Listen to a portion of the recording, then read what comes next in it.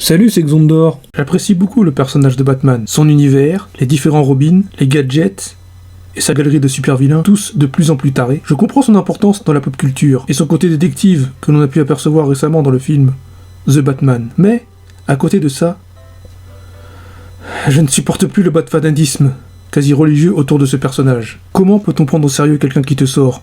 Je déteste tous les comics, sauf Batman, parce que lui, il est cool. Et c'est là tout le problème de cette nouvelle génération, qui n'ont jamais ouvert un comics books de leur vie. Le problème le plus insidieux que j'ai personnellement avec le personnage de Batman, si sombre, si mystérieux et charismatique, c'est que cela pousse certaines personnes à nous sortir des phrases du genre « De toute façon, les comics DC ça marche mieux que Marvel. De toute façon, DC c'est mieux, parce que c'est plus sombre et plus réaliste que Marvel. L'univers DC, ça serait rien sans Batman. De toute façon, Superman c'est qu'une tarlouse. Un bout de caillou vert et ouais. Batman, lui, c'est un vrai bonhomme, un vrai mec. » Autant vous prévenir tout de suite, je fais partie de la team Super Casse-Couille. Je fais partie de la team Superman. Bienvenue sur ma chaîne, Xondor Kaidou. Aujourd'hui, je voudrais répondre à une question. Pourquoi je préfère Superman? Superman n'est pas une parodie de super-héros qui met juste son cible rouge sur son pantalon bleu. Superman est l'un des super-héros qui a contribué au genre super-héroïque de perdurer jusqu'à aujourd'hui. Créé en juin 1938 par Joe Shuster et Jerry Siegel, dans Action Comics, ce personnage est indirectement un reflet des immigrants juifs venant trouver refuge en Amérique, qu'étaient les deux jeunes auteurs. Superman n'est pas juste une montagne de muscles, sans cervelle, dopée de super pouvoirs. On oublie en général que Clark Kent n'est pas juste super fort, il est également super intelligent. Ces super pouvoirs se sont développés et varient en fonction des différents scénaristes.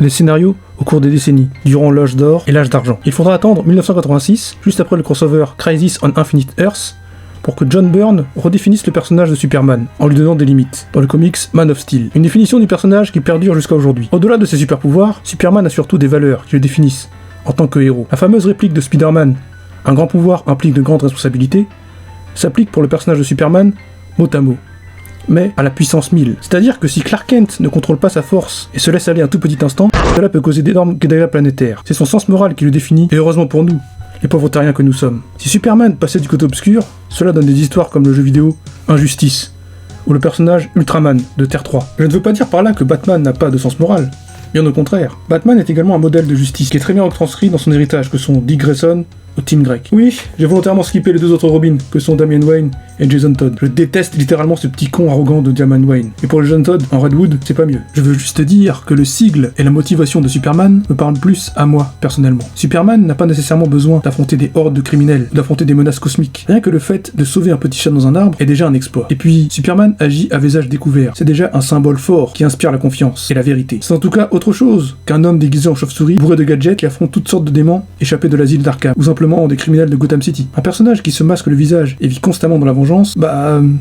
ça m'inspire pas forcément. Après, je comprends le concept. J'ai lu récemment les comics Spawn de Image Comics et je comprends tout à fait le principe d'un héros torturé, caché dans l'ombre. Et pour le côté masqué, ça serait hypocrite de ma part. Étant fan de Spider-Man, je comprends le besoin de cacher son identité pour protéger ses proches. Mais dans le cas de Batman, c'est un peu différent. Le masque de Batman est juste sa véritable identité. Bruce Wayne n'est qu'une mascarade. Bruce Wayne n'existe pas. Il n'y a que Batman. Il est un peu fou Batman. Au même titre que le criminel qui pourchasse. C'est ce qui fait son charme. Le personnage de Superman, tout comme Batman, a une galerie de super vilains tout aussi chargée. Bizarro, ce clone raté et un peu timbré. Lobo, ce mercenaire xarnien, dernier survivant de son espèce, qu'il prétend avoir exterminé lui-même.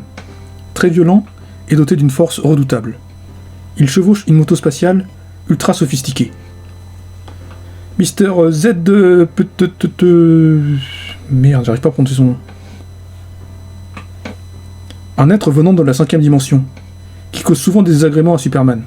Le seul moyen de le renvoyer chez lui est de lui faire prononcer son nom à l'envers. Le parasite, qui draine des forces vitales durant 24 heures. La plus grande faiblesse du parasite est qu'il copie également les faiblesses de ses cibles, et ne peut pas contrer une telle faiblesse, même si l'on a des capacités qui le devraient. Metallo, alias John Corben, un être humain transformé en cyborg, avec un cœur en kryptonite. Live Lawyer, alias Leslie Willis, qui fut frappé par la foudre, alors que l'homme d'acier tentait de la raisonner. Elle est sauvée de justesse, mais son métabolisme s'est retrouvé changé, sa peau est devenue blanche, ses cheveux bleus, elle peut contrôler l'électricité. Brainiac, dont les origines varient selon les versions, selon certaines versions, c'est un colluant, de la planète Collu. Il s'est cybernisé, ressemblant plus à une machine qu'à un être vivant. Brainiac est surtout connu pour pour être un collectionneur de savoir. Il miniaturise des villes pour les mettre en bouteille. L'une de ses prises les plus connues est la ville de Kandor, de Krypton. Il essayera à maintes reprises de capturer Superman, / Kal-El, le dernier survivant de Krypton, pour l'ajouter à sa collection. Mais se fait régulièrement retamer la gueule par Superman ou la Justice League. Le monstre mystérieux et quasi invulnérable, Doomsday, qui a réussi à tuer Superman. Le problème avec cette liste d'ennemis, certainement incomplète que je viens d'énumérer, est que pour la plupart d'entre vous, et du large public en général, ces ennemis restent inconnus. Ils n'ont jamais été exploités sur un grand écran au cinéma. Les ennemis de Superman, pour la plupart des gens, se résument de Lex Luthor à General Zod. Il y a également une version de Doomsday dans le film très controversé Batman vs Superman, mais l'utilisation de ce monstre sera, je pense, retenue pour la future génération, juste comme un moyen scénaristique de dernière minute, pour réunir Batman, Superman et Wonder Woman contre un ennemi commun. La version de l'antagoniste Lex Luthor, la plus parfaite, reste pour moi la version de Michael Rosenbaum, dans la série Smallville. La chute de ce personnage, tout au long de la série, est juste magistrale.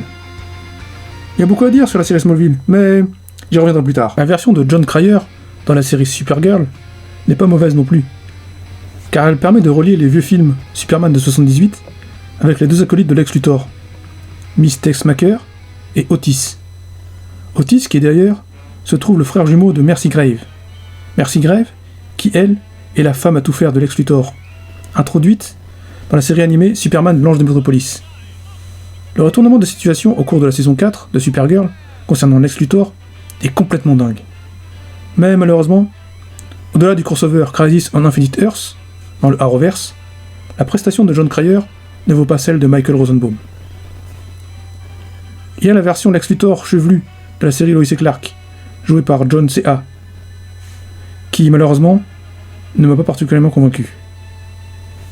Il y a également, bien sûr, les versions des films incarnées tour à tour par Gene Hackman, Kevin Spacey et Jesse Eisenberg. Le personnage du général Zod a également droit à pas moins de 5 interprétations différentes, selon les films et les séries. Terrence Stamp, dans les films Superman 1 et 2, de 78 à 81, Callum Blue, dans la série Smallville, Michael Shannon, dans le film Man of Steel, Colin Salmon, dans la série Krypton, Mark Gibson, dans la série Supergirl. Je vous laisse faire votre choix. Pour moi, ce sera la version de Colin Salmon, dans la série Krypton, mais également Michael Shannon, dans le film Man of Steel. Quoique, la version de Terrence Stamp et sa fameuse réplique « Kneel before Zod » définit complètement qui est ce personnage. La courte saga de Snyder sur l'univers DC a également tenté de nous introduire Darkseid et le monde d'Apocalypse, qui sont issus des comics de Jack Kirby, le 4e monde. Malheureusement, il n'y aura pas de suite, mais sait-on jamais. Mais que serait le personnage de Superman sans son entourage d'êtres qui lui sont proches? Si le personnage de Clark Kent est aussi attachant, c'est grâce au confort que lui porte son entourage, en particulier la famille Kent, qu'il accueillit lorsqu'il était enfant. Bien que Kal-El soit le fils de Jor-El et de Lara Lord Van, il a été élevé en tant que Clark Kent à Smallville, par Martha Clark, épouse Kent, et son mari Jonathan Kent. Je suis tout à fait d'accord avec NCK de la chaîne YouTube, la Ligue des Nakama, sur un point. Je vous invite à aller voir ses vidéos d'ailleurs. Ce mec est un passionné de Superman, il en parle certainement mieux que moi. Jor-El ne doit être qu'un message. La présence omniprésente, fantomatique de Jor-El n'est pas forcément nécessaire, et pas décisive dans le choix de Clark pour entoser son costume de Superman. C'est comme si le fait que Clark Kent soit juste une bonne personne, avec la capacité de faire le bien, ne soit pas assez crédible, pour nous les simples spectateurs. Les parents adoptifs Kent ont juste une très grande influence sur Clark, et c'est tout, pas besoin d'aller plus loin. Il a également son premier amour, Lana Lang, son ami d'enfance, Pete Ross, et bien sûr, l'amour de sa vie, la journaliste Lois Lane. Les collègues de travail du Daily Planet sont également très importants pour Clark Kent. Du rédacteur en chef, Perry White, au photographe Jimmy Olsen. Toutes ces personnes permettent à Clark Kent d'atteindre son plein potentiel, et de se vêtir son costume de Superman quand le besoin se fait sentir. C'est un point essentiel du personnage, qui n'a malheureusement pas été assez développé dans le film Man of Steel de Snyder. Oui, j'ai adoré ce film, mais avec du recul, faut reconnaître qu'il est pas si parfait. Maintenant, je voudrais vous parler de la série Smallville. Autant vous dire que j'ai adoré cette série. Elle a énormément contribué à me plonger dans les comics Superman, pour en savoir plus sur toutes ces références glissées ici et là. Mais, le problème principal de cette série, et je ne voudrais pas offenser les fans de cette série, c'est qu'elle va trop loin. Et du genre, beaucoup trop loin. Je veux dire, la période Smallville n'est qu'une petite partie de la vie de Clark Kent. Une série qui est censée nous conter la jeunesse de Superman devrait se limiter qu'à ça, et pas au-delà.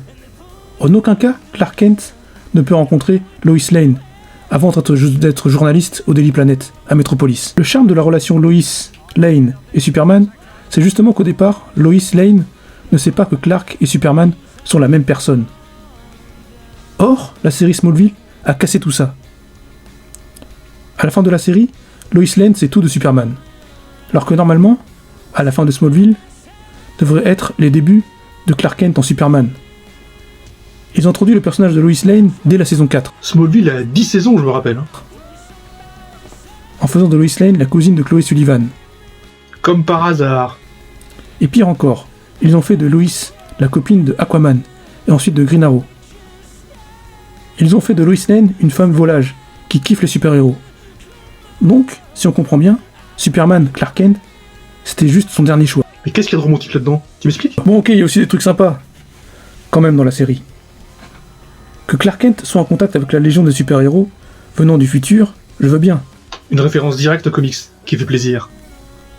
Mais que Clark Kent rencontre la plupart des super-vilains avant d'être même Superman, c'est juste illogique.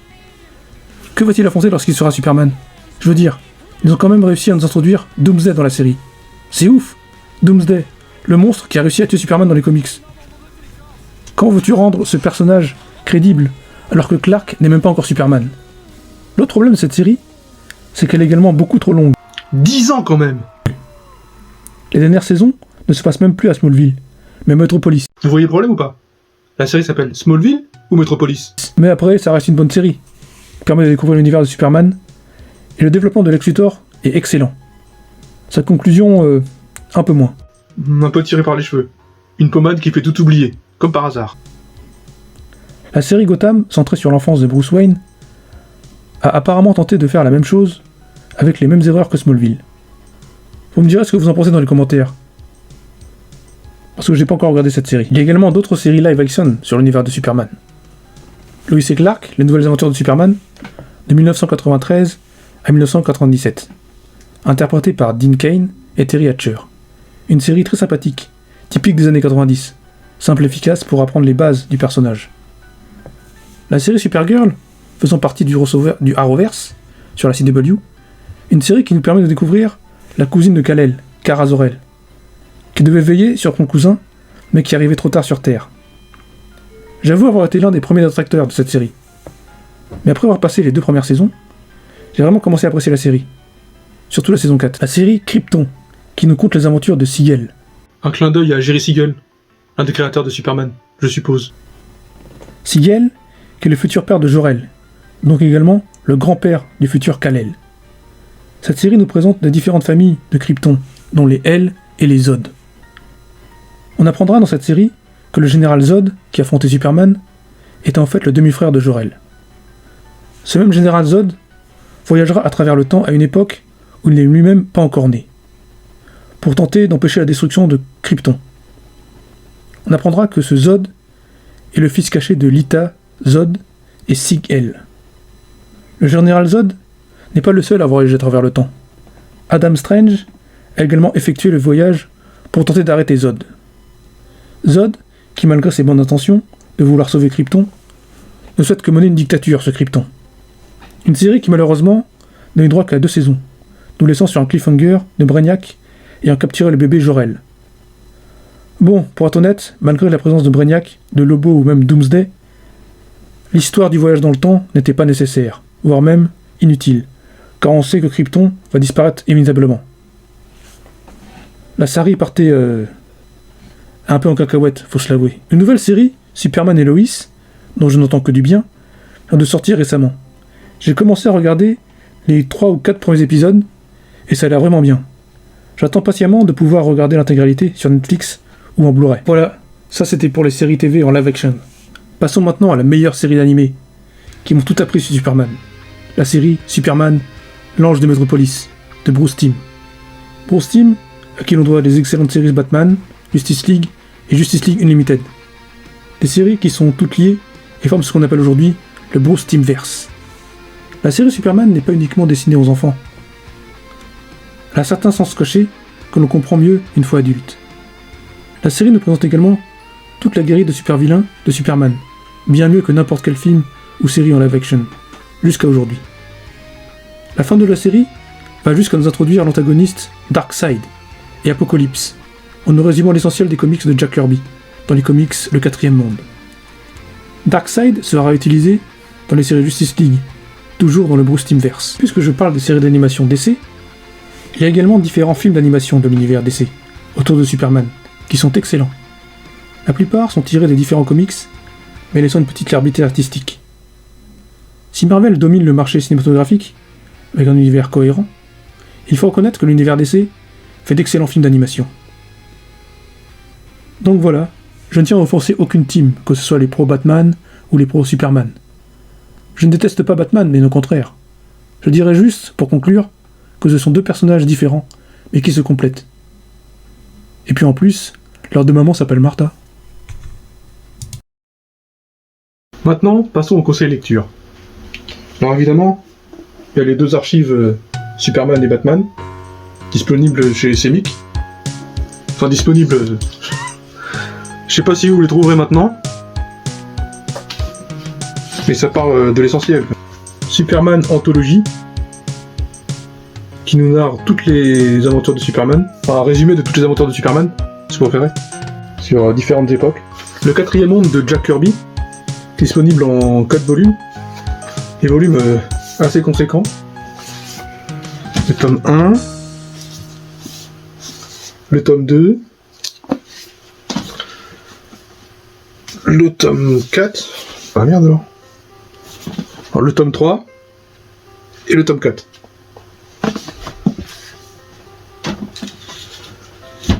Ces comics nous parlent de New Genesis et de Apocalypse, qui sont en guerre.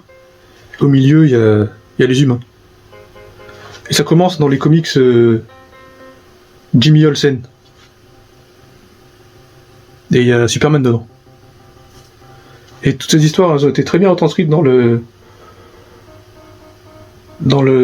dessin animé de Bruce Timm sur Superman. On en parle dans la vidéo d'ailleurs. Comics Superman, Adieu Kryptonite. Cette histoire se passe dans les années 70 et ça fait vraiment partie de l'âge d'argent. L'âge où Superman c'était avant le Crisis on Infinite Earths. Mais bon, c'est sympathique à lire quand même. Les derniers jours de Superman. Cette histoire se passe avant Crisis. C'est la dernière version de Superman avant Crisis. Et enfin, le fameux Crisis on Infinite Earths. Et il est important, avant de lire ce méga crossover DC, de commencer avec Crisis Companion. Enfin, moi, j'ai lu ça avant, ça m'a permis de mieux comprendre certains trucs. Et enfin, on arrive à l'un des meilleurs comics que j'ai lu sur Superman, Superman Man of Steel. D'ailleurs, Urban, si vous m'entendez, j'aimerais bien que ça sorte enfin le tome 2, 3 et 4. Ça va faire plus de 2 ans quand même. Hein. Et ce comics, il a permis de redéfinir Superman. Et il y a plein de concepts là-dedans qui ont été réutilisés dans les séries de Superman Lois et Clark, les nouvelles aventures de Superman, mais également la série Superman l'ange de Metropolis, la série d'animation de Bruce Timm. Plein de concepts sont tirés de ce comics. C'est vraiment génial. Les 2 gros volumes, La mort de Superman, La mort de Superman et Le règne des Supermen, qui a d'ailleurs été adapté en version animée. Enfin, une version animée, plus version New 52. Et je vous conseille de lire le comics avant de regarder le film d'animation. Superman Red Son. Alors ce comics, ça fait pas partie de la continuité principale. C'est une version parallèle d'une version de Superman qui aurait atterri en Russie. Bon, c'est sympathique, c'est une version alternative, quoi. Et d'ailleurs, aussi un film d'animation qu'ils ont fait là-dessus. Bon, c'est sympathique à lire, mais bon, c'est pas essentiel, quoi. Superman All-Star. Qui lui aussi est adapté en version animation. D'ailleurs, j'ai vu le film d'animation avant de voir le comics. Bon, ça, c'est sympathique. J'avoue que... j'ai lu il y a très longtemps, donc... je me rappelle plus trop de ce que ça parle. Enfin, c'est dessiné par Frank Kelly, et c'est scénarisé par Grant Morrison. Les kiosques Superman de chez Semic, paru dans les années 2000. Bon, ces histoires sont... En fait, il y a plusieurs façons de commencer Superman. Soit tu prends les gros volumes comme ça, ou soit tu prends les versions kiosques. Et dans les versions kiosques, t'as plusieurs histoires de ces gros volumes-là. T'as ces trois trucs-là. Essentiellement. Plus des petits trucs en plus. Mais surtout, ce comics-là. Superman, Batman. Dont c'est le tome 1. Et ce qu'il y a dans ce volume-là, t'as été retranscrit dans deux autres films d'animation. Superman et Batman. Ça y est, j'ai trouvé. Superman, Batman, Ennemi public. Et Superman, Batman, Apocalypse.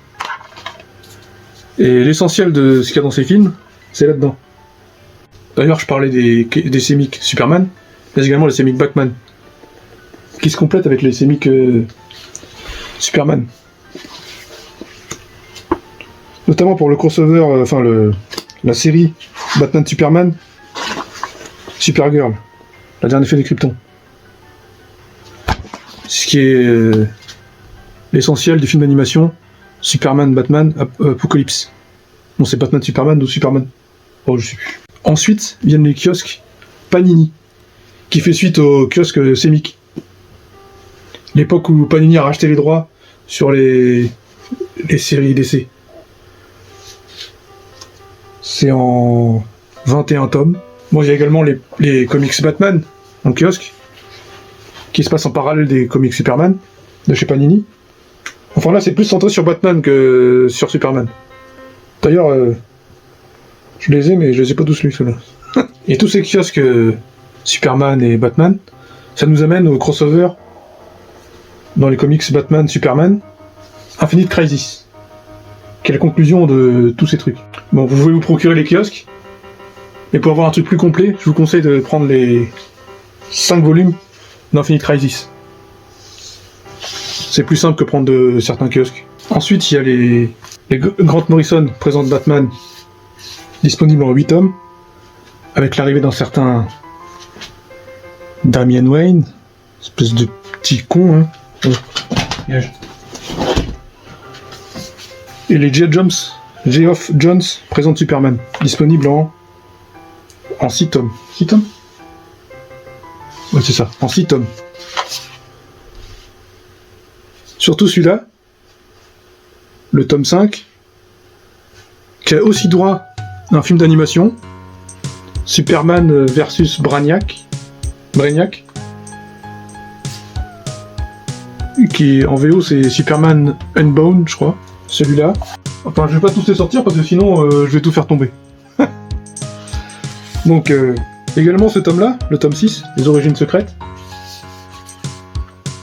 qui nous montre encore une réadaptation des aventures de Superman.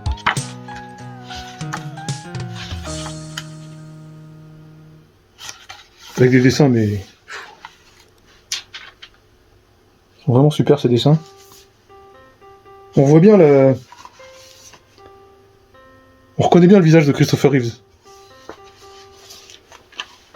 Bon, ça va à l'essentiel, il y a Lana, il y a Jor-El, il y a la Légion des super-héros, avec Superboy, il y a Lex Luthor, le Daily Planet, Sam Lane, le père de Lois Lane, et Superman, évidemment. Metallo également, une version de Metallo. Il y a aussi Superman à Terre, qui est une conclusion de l'ère de Superman de l'ère moderne, juste avant le crossover Flashpoint. C'est un peu l'équivalent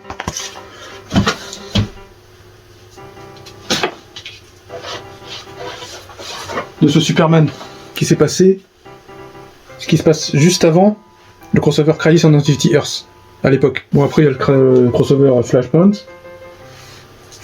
qui est une façon pour DC de relancer l'univers, leur univers. Mais bon, ça n'a pas vraiment marché. Et c'est là que vient l'ère New 52. Alors, vous avoue que le Superman New 52, encore une nouvelle version du Superman, j'ai pas tout lu en fait. J'ai pas encore tout lu. En fait, dans New 52, j'ai surtout lu la Justice League. Et Superman, j'ai pas tout lu. Surtout que cette version de Superman, ben, elle crève, il meurt, et il est remplacé par le Superman d'avant, qui vivait incognito sur notre Terre. Le Superman de l'ère post-Crisis. Celui-là.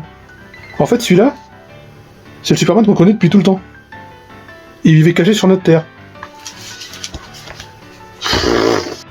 Ensuite, après le New 52, vient l'ère DC Rebirth, avec Superman Rebirth, avec son fils qu'il a avec Lois Lane, John Kent. Alors, vous avoue que j'ai pas encore lu ces trucs-là. J'ai juste feuilleté. Mais il faudra que je lise un jour. Mais bon, pas tout de suite. Je préfère bien terminer l'ère moderne avant de commencer l'ère Rebirth. Bon voilà, c'était pour mes conseils lecture. À peu près. Parce que j'ai pas tout lu. Mais je vais les lire. Hein. Et je vous conseille surtout de regarder la série d'animation Superman. Elle est disponible en Blu-ray. Bon, moi j'ai en DVD, mais je vais peut-être la prendre en Blu-ray. Voilà, cette vidéo est à présent terminée. J'espère qu'elle vous aura plu. Alors n'oubliez pas de faire un petit tour sur ma page Facebook, les vidéos de Xondor, et également sur ma page Instagram, Xondor K12.